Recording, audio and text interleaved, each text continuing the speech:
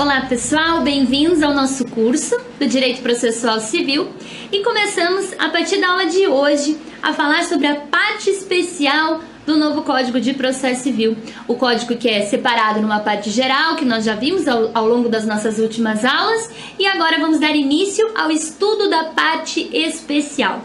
E na parte especial nós temos o processo de conhecimento, no livro 1, o processo de execução, no livro 2, e no livro 3, os meios de impugnação das decisões judiciais e todas as demais decisões proferidas no processo. Então nós temos 3 livros, cada um tratando de um tema específico, e vamos começar o estudo de hoje com o livro 1 da parte especial do processo de conhecimento e do cumprimento de sentença. Vamos lá.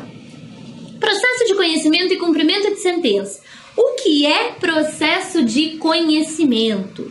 O processo de conhecimento é o processo destinado a conhecer o direito da parte.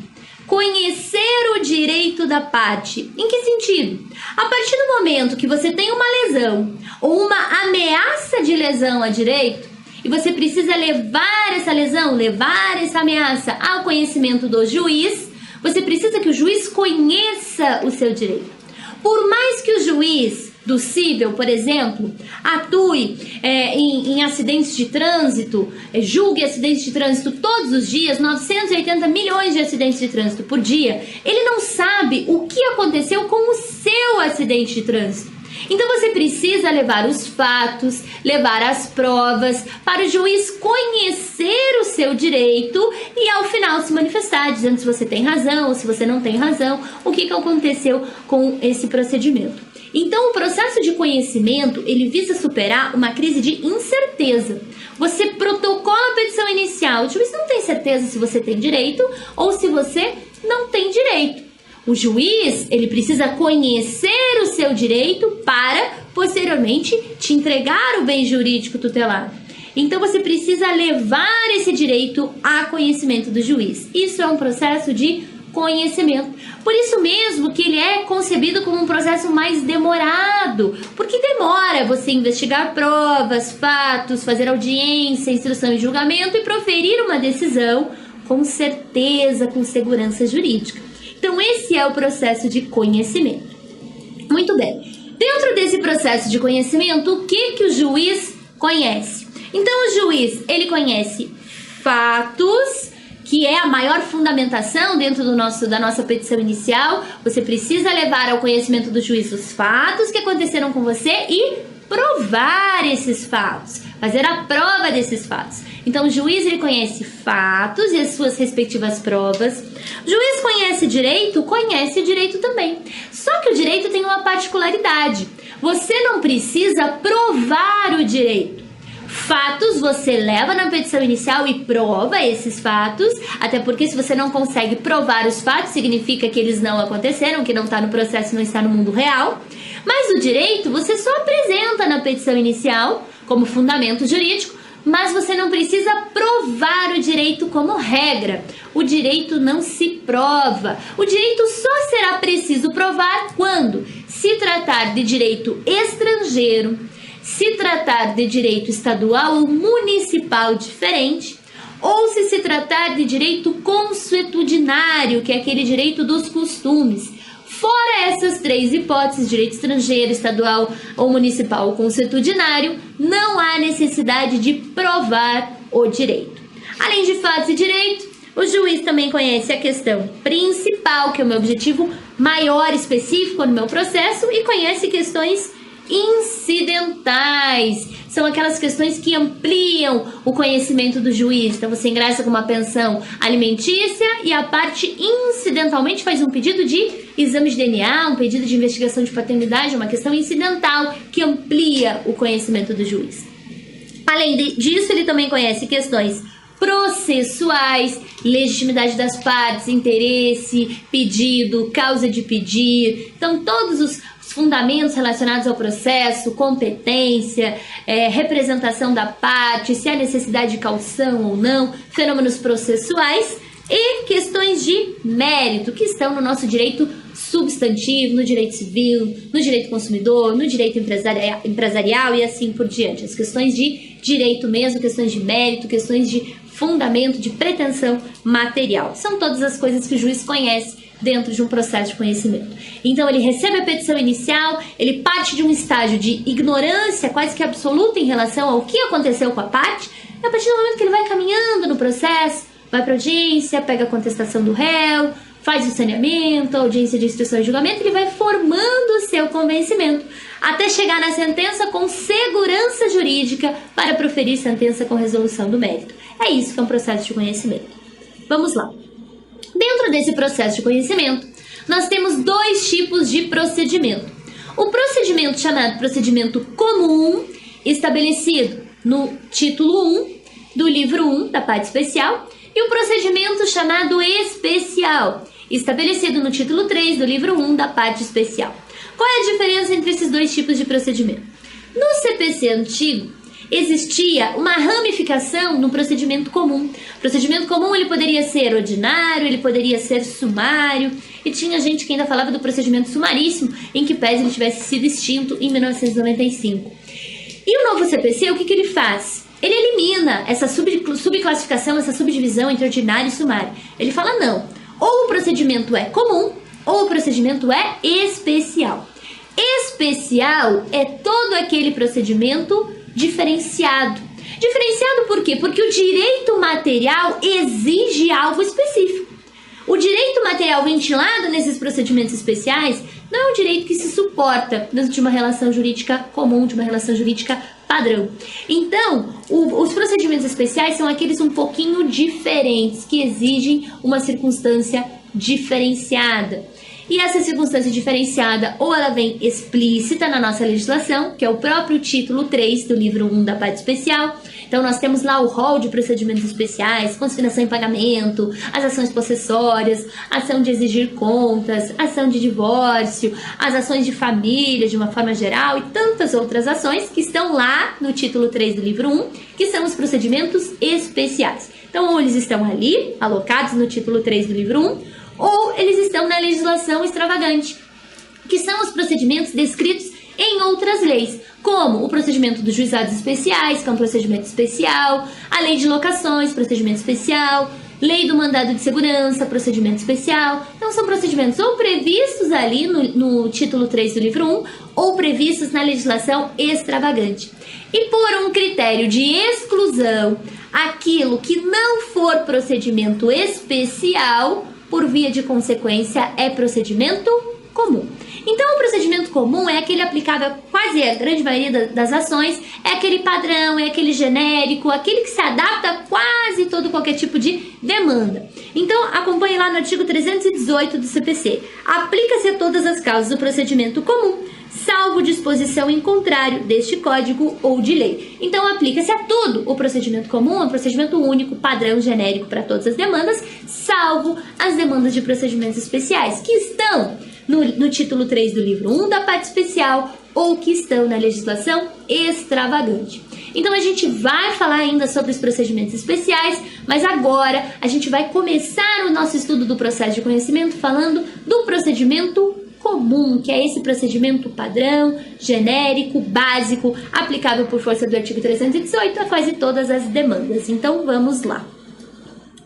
Procedimento comum, ele começa, como todo e qualquer processo começa, com uma petição inicial. Mas ele tem alguns requisitos específicos dentro dessa petição inicial, requisitos esses que foram reformulados aí pelo novo Código de Processo Civil. Então, antes da gente falar desses requisitos, vale lembrar que a petição inicial, ela é um ato, ela é um documento por escrito na justiça comum, só sendo admitida verbalmente, oralmente, nos juizados especiais, que é um outro microsistema, mas na justiça comum ela é um ato por escrito, redigido em língua nacional, então utilização no vernáculo, que vem assinada pelo advogado, digitalmente ou presencialmente, né, fisicamente pelo advogado, e ela se serve, então, do princípio da inércia da jurisdição, princípio do acesso à justiça, e responde a uma série de requisitos previstos tanto no artigo 319 como no artigo 320. Então, a petição inicial, ela é os requisitos do 319 mais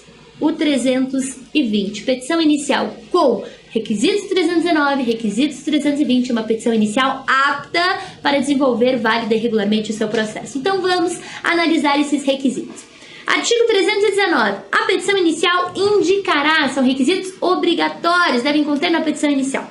Inciso 1º, o juízo a que é dirigida a própria petição inicial. Percebam que, quando o legislador coloca o juízo, ele acaba alterando substancialmente uma prática processual que era desenvolvida há muito tempo no nosso ordenamento. Por quê? Vocês já ouviram ou já viram uma petição inicial que começa com a seguinte disposição: Excelentíssimo senhor doutor juiz de direito da vara civil da comarca de... e o nome da cidade. Já ouviram isso? Por que era assim? Porque o código anterior, CPC de 73, relacionava que um dos requisitos da petição inicial, no inciso 1º, era o juiz ou tribunal a quem é dirigida a petição inicial. E por isso, nós sempre fizemos referência ao juiz. Excelentíssimo senhor doutor juiz de direito, juiz federal, juiz do trabalho e assim por diante. Mas, com a nova estruturação do Código de Processo Civil, a gente percebe que ali no inciso 1º nós temos a petição inicial indicará o juízo a quem é dirigida a petição inicial. E o juízo não é a figura do juiz. Então esse inciso 1º quebra essa prática forense de colocar excelentíssimo senhor doutor juiz de direito, juiz federal, bastando pela própria letra do inciso 1º você colocar meritíssimo juízo da vara tal, da comarca tal. Então, claro, para quem quiser continuar escrevendo excelentíssimo senhor doutor juiz de direito, juiz federal, sem problema nenhum. Mas isso acaba vinculando a prestação jurisdicional à figura do juiz. É excelentíssimo senhor doutor juiz federal, juiz de direito. E quando a prestação jurisdicional, ela não é feita pela pessoa do juiz, ela é feita pelo juízo como um todo, por isso ofício jurisdicional. Então, meritíssimo juízo da vara tal, da comarca tal. Então, isso é uma informação importantíssima trazida pelo novo Código de Processo Civil.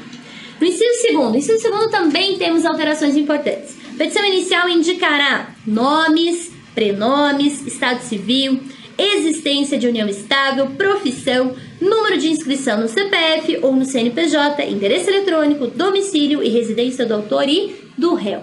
Então, o inciso 2, ele trata da qualificação das partes. A parte autora, a parte ré, tem que ser qualificada na petição inicial com o seu nome completo.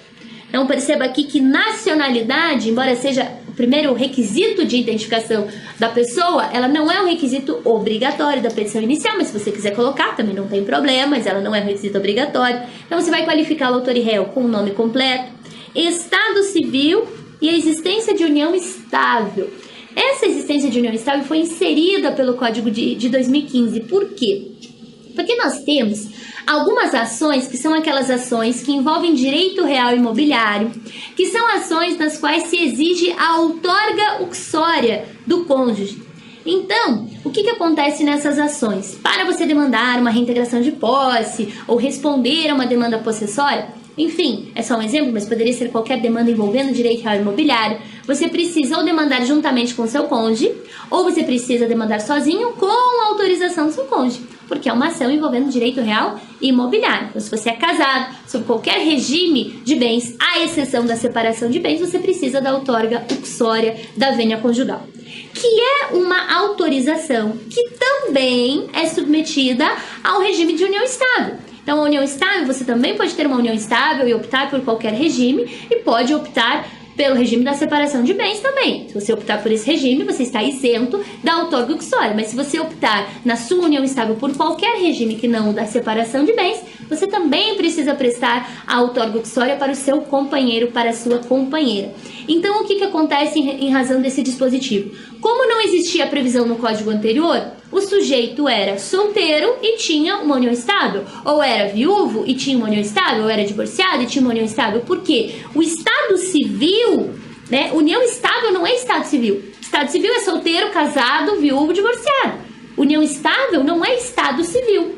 E daí perguntava para a pessoa, qual é o seu estado civil? Ah, eu sou solteiro. E tinha uma união estável sob regime da comunhão parcial de bens e a ação envolvia um direito real imobiliário. Não tinha outorga uxória, dava problema. Então o legislador, sensível a essa situação de direito material, decidiu que, no momento que você for qualificar o autor ou qualificar o réu, você vai inserir o estado civil e se ele for solteiro, viúvo ou divorciado e tiver uma união estável, você vai colocar fulano de tal, solteiro com união estável, divorciado com união estável, né? Justamente para indicar a presença ou não da união estável. E se ela existir e a ação tratar de direito real imobiliário, você já tem que lembrar que tem que pedir a outorga uxória. Então, por isso que foi colocada a figura da existência da união estável aqui. Profissão. Então, profissão, requisito importante para definir o grau de instrução da parte, conhecimento da parte. O número de CPF ou de CNPJ, se for pessoa física, CPF, CNPJ, pessoa jurídica. O endereço eletrônico e o domicílio e residência do autor e do réu. Então, o endereço eletrônico e o endereço físico da parte. O endereço eletrônico, nós temos que analisar esse requisito compatibilizando com o livro complementar do Código de Processo Civil, que diz que as pessoas jurídicas de direito público e as pessoas jurídicas de direito público interno e as pessoas jurídicas de direito privado devem ter um registro, um cadastro dentro do órgão do Poder Judiciário para receber citações. Então, a única ressalva que se faz às pessoas jurídicas são as pessoas jurídicas de direito privado, instituídas mediante microempresa ou empresa de pequeno porte. Essas não precisam. Mas todas as demais pessoas jurídicas de direito privado e as pessoas jurídicas de direito público precisam fazer um cadastro perante o órgão público para receber citação eletronicamente nos processos eletrônicos. Então, essa é uma exigência disposta lá no livro complementar do Código de Processo Civil, que algumas pessoas jurídicas fizeram esse cadastro e nos seus processos eletrônicos já estão recebendo a citação eletrônica, né? Outras não fizeram, enfim. Mas a ideia do código é que pela difusão dos processos eletrônicos, né, cada vez mais as pessoas jurídicas de direito privado façam esses cadastros e recebam as suas respectivas citações também eletronicamente e quem sabe num futuro próximo as pessoas físicas também recebam citações eletrônicas. É claro que isso a gente sabe que vai demorar um certo tempo, precisa ter um amadurecimento de toda a sociedade, não só dos operadores do direito para que isso aconteça, mas quando se elabora um código, se pensa que ele vai durar aí 40, 50, 60 anos, então até lá, quem sabe, as pessoas naturais, as pessoas físicas também recebam citação eletrônica nos processos eletrônicos. Por isso que temos esse dispositivo aqui e o domicílio e residência do autor e réu para fins de fixação de endereço e para a citação presencial, a citação pessoal. São os requisitos obrigatórios da petição inicial. No inciso terceiro, o que nós temos? No inciso terceiro, nós temos a exposição dos fatos e dos fundamentos jurídicos do pedido. Então, exposição de fato, então todos os fatos que formulam a sua pretensão de direito material e os fundamentos jurídicos do pedido. Aqui está a minha causa de pedir, os motivos, a razão, pelo que estou pedindo, pelo que estou formulando essa pretensão. Então, aqui nos fundamentos jurídicos, a exposição de fatos e fundamentos jurídicos contorna a teoria da substanciação, da causa de pedir próxima, a causa de pedir remota, onde eu tenho que apresentar para o juiz a narrativa fática, bem como os fundamentos que constituem, que comprovam essa minha narrativa. Também temos o pedido com as suas especificações. Então, lembrar sempre que o pedido no processo de conhecimento, na petição inicial, o pedido ele é sempre imediato, que é a providência jurisdicional, declaratória, constitutiva, condenatória, executiva, mandamental. E, ao mesmo tempo, ele é mediato, que é a própria pretensão de direito material.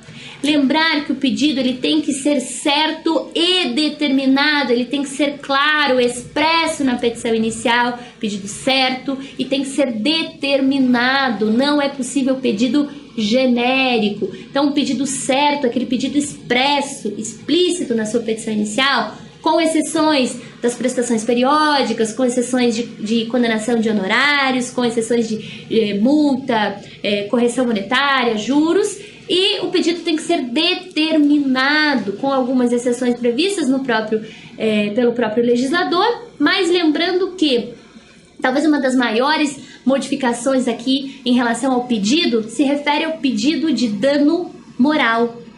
O dano moral, que antes, na vigência do CPC anterior, nós fazíamos por arbitragem, né, por arbitramento, né, o juiz fixava o dano moral. Pelo novo CPC, esse dano moral ele também tem que ser determinado. O dano moral não pode ser indeterminado. Dano moral ele tem que ser determinado pela parte, o que era concebido anteriormente como um pedido genérico, agora ele é um pedido determinado. Determinação também do pedido de dano moral. Também como requisito obrigatório, o valor da causa. Lembrar que toda petição inicial tem que ter valor da causa, ainda que não tenha conteúdo econômico aferível. Então você tem que colocar um valor da causa. Existem os dispositivos legais para se verificar quais são os valores respectivos, né? Na acumulação de pedidos, você vai somar todos esses valores. Pedidos alternativos, você vai colocar de maior valor. Os pedidos envolvendo uma relação contratual, se envolve o contrato inteiro, é o valor do contrato. Se envolve apenas uma parte do contrato, é essa parte que é o valor da causa. Nas prestações periódicas, é o valor de 12 meses de prestações e assim por diante. Então, o próprio legislador implementa requisitos para você identificar o valor da causa, de forma que o valor da causa é requisito obrigatório da petição inicial, tem que ter valor da causa, mesmo que seja uma ação de procedimento voluntário, uma ação envolvendo uma emancipação, uma guarda, enfim, tem que ter valor da causa. Inciso 6º, as provas com que o autor pretende demonstrar a veracidade dos fatos alegados. Então você vai indicar na sua petição inicial que você pretende provar com prova documental, prova testemunhal, prova pericial, inspeção judicial, ato notarial, enfim, todos os meios de prova em direito admitidos, ainda que não previstos no CPC, desde que sejam meios lícitos de prova. E por fim, talvez o inciso mais controverso, né, um inciso que não existia no CPC antigo, a opção do autor pela realização ou não da audiência de conciliação ou de mediação. Esse inciso 7º, ele dá a falsa ideia de que a audiência de conciliação e mediação, ela vai se realizar ou não por disposição do autor. E na verdade não é bem assim, a gente vai ver um pouquinho mais pra frente. Então a audiência de conciliação e mediação, ela é obrigatória, ela só não vai ser realizada quando ambas as partes se manifestarem contrárias à sua realização. Mas o autor é requisito obrigatório ele mencionar na petição inicial se ele tem interesse ou não em realizar essa audiência. Está aqui no inciso 7º, requisito obrigatório, a opção do autor pela realização ou não da audiência de conciliação e mediação. E é interessante a gente observar que dentro desses requisitos foi suprimido do antigo CPC, do antigo artigo 282, o requisito da citação do réu. Por quê? Não é porque o autor pede a citação ou não pede que a citação vai ou não vai acontecer. A citação ela é ato vinculado da prestação jurisdicional. Então, o autor pedindo ou não pedindo citação na petição inicial, a citação vai e deve acontecer para conferir regularidade à relação processual. Por isso que ela não está aqui. Vamos analisar rapidamente aqui na observação em relação à ausência de requisitos do inciso 2, que está disposta ali no parágrafo 1º, 2º e 3º do artigo 319. Então, o inciso 2, ele diz respeito à qualificação das partes e denomina uma série de requisitos obrigatórios para você qualificar autor e réu. Só que o que acontece? Do autor, você tem todos esses requisitos aqui do inciso 2. Se você não tiver, você pede para ele e ele acaba te entregando todos esses requisitos. Agora, do réu, será que eu sei nome completo do réu, CPF do réu, endereço eletrônico do réu, endereço físico? Será que eu sei a profissão dele? Será que eu sei o estado civil, se ele tem ou não uma união estável? Então, o réu, às vezes você não dispõe de todos esses elementos. E daí? São elementos obrigatórios, como é que fica? Se você não tiver todos esses elementos do réu, dizem os parágrafos do artigo 319 que você precisa pelo menos conseguir citá-lo para que o processo se desenvolva válido e regularmente. Como é que você consegue a citação de alguém? No mínimo, com o nome e o endereço físico, já que a citação, como regra, ela é pessoal. Então, se você tiver, no mínimo, o nome e o endereço físico da pessoa, você consegue citar o réu. Em citando o réu, ele integra a relação jurídica processual e complementa os seus dados ali na petição. Agora, se mesmo assim você não tiver esses elementos mínimos para proceder à citação do réu, você pode pedir diligências ao juízo para encontrar esses elementos. Então, a petição inicial que não contempla todos os requisitos do inciso 2, principalmente no que diz respeito ao réu, ela não será indeferida de plano, justamente em razão do que a gente já comentou lá no artigo 317. Todo vício que o juiz puder corrigir, ele vai corrigir para que o processo não seja extinto sem resolução do mérito. Então, se eu não tenho todos os requisitos ali do inciso 2 em relação ao réu, minha petição inicial não será indeferida de plano. Eu tenho que ter elementos mínimos para poder citar o réu, e se eu não tiver, eu posso pedir diligências. Então, eu vou diligenciar perante a Copel, a Sanepar, a operadora de telefone, o Detran, para encontrar essas informações e completar a minha petição inicial. Então, observação importantíssima, pela ausência do inciso 2, a petição inicial não será mais indeferida de plano. E, para a gente finalizar os requisitos ali da petição inicial, no artigo 320 do CPC, nós temos que a petição inicial será instruída com os documentos indispensáveis à propositura da demanda. O que são esses documentos indispensáveis à propositura da demanda? Então, nós temos aqueles documentos básicos, padrão, que tem que estar presente em toda e qualquer petição inicial. Quais são? Procuração do advogado e os documentos identificadores da parte autora, RG, CPF e comprovante de endereço do autor, perdão. Então, esses dois documentos têm que estar presentes em toda a petição inicial. Procuração do advogado, RG, CPF e endereço do autor. Mas, além desses documentos, nós temos alguns documentos que são também indispensáveis à propositura da demanda, dependendo do tipo de demanda. Quais são eles? Bom, você entra com uma demanda de divórcio. Qual é o documento indispensável na propositura da demanda de divórcio? Certidão de casamento. Você entra com uma reintegração de posse. Qual é o documento indispensável para a sua ação de reintegração de posse? A escritura pública do imóvel, a matrícula do imóvel. Então, além desses documentos básicos, procuração e identificação do autor, sempre que você tiver uma demanda consubstanciada num instrumento público, é essencial juntar esse instrumento público para a definição do seu direito. Então, são os requisitos da petição inicial, todos do artigo 319, com a ressalva que se faz ao inciso 2 em relação à ausência dos elementos qualificadores do réu, e os dispositivos do artigo 320. Se a sua petição inicial tiver o 319, tiver o 320, ela será uma petição inicial apta, válida, regular e eficaz para dar prosseguimento à relação jurídica de direito processual. E não para por aqui não. Nós começamos apenas o processo de conhecimento pelo procedimento comum e nas próximas aulas a gente vai falar de todos os requisitos, todos os institutos até a gente chegar na sentença final do nosso processo de conhecimento. Então, espero você na nossa próxima aula, agora que já vimos petição inicial, para o próximo passo, próximo momento do processo, que é o recebimento dessa petição inicial pelo juiz.